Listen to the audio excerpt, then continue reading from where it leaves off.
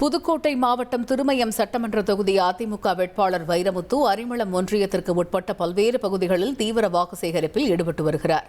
அவருக்கு மக்கள் உற்சாக வரவேற்பு அளித்தனர். தொடர்ந்து பேசிய அவர் தற்பொழுதைய ஆட்சியில் அடிப்படை வசதிகள், குறிப்பாக குடிநீர் பிரச்சினை தீர்க்கப்படவில்லை என குற்றம் சாட்டினார். தாம் சட்டமன்ற உறுப்பினராக இருந்தபொழுது காவிரி கூட்டு குடிநீர் திட்டத்தை கொண்டு வந்ததாகவும் அதை முறையாக பராமரிக்காததால் பிரச்சினை அதிகரித்துள்ளதாகவும் குற்றம் சாட்டினார். 2011 சட்டமன்ற உறுப்பினராக இருக்கும் பொழுது அனைத்து கிராமங்களுக்கும் காவிரி கூட்டு குடிநீர் திட்டம் கொண்டு வரணும் சட்டமன்றத்தில் உரையாற்றினேன். உடனே 320 கோடிக்கு 720 கிராமங்களுக்கு காவிரி கூட்டு குடிநீர் திட்டம் கொண்டு வரப்பட்டது.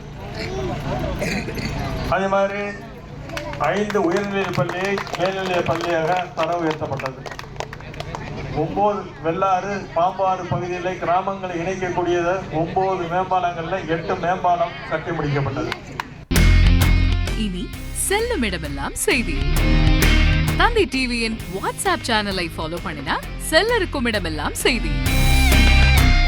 இதோ QR கோட் இப்பவே ஸ்கேன் பண்ணுங்க, ஃபாலோ பண்ணுங்க.